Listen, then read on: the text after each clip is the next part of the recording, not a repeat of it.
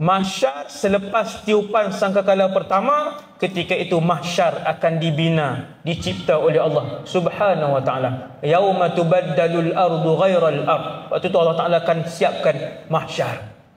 Habis sangkakala yang pertama, Allah arahkan Israfil alaihissalam, wahai Israfil, tiup sangkakala yang kedua. Lalu malaikat Israfil pun menggunakan sangkakala itu, tiupkan bunyi yang kali kedua, lalu tumbuhlah semua makhluk ini.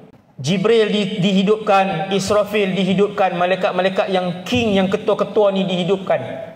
Kemudian manusia, terutamanya para nabi dan rasul yang awal dihidupkan.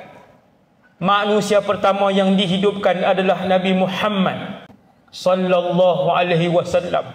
Kata Nabi, aku adalah orang pertama yang bangun daripada tiupan sangkakala yang kedua. Kemudian bangkit penduduk ataupun mereka yang dikebumikan di Baqi'. Bangun Abu Bakar dan Umar, bangun mereka-mereka yang dikebumikan di Baqi'. Ketika itu bangkit, mereka tumbuh selepas Allah turunkan air hujan selama 40 hari.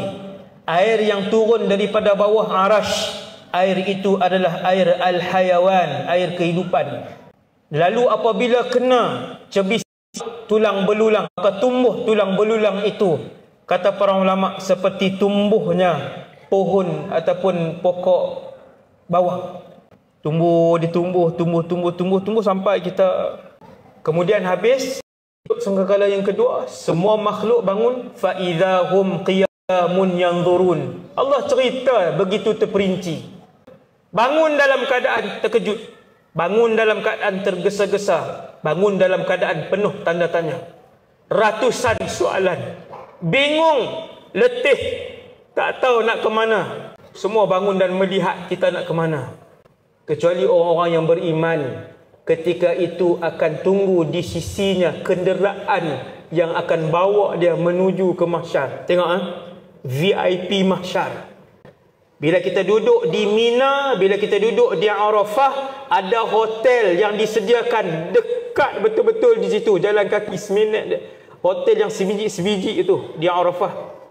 Untuk menjadi VIP di mahsyar, kamu mesti menjadi kekasih Allah Jalla Jalaluh, waliyullah minas salihin, di kalangan orang soleh.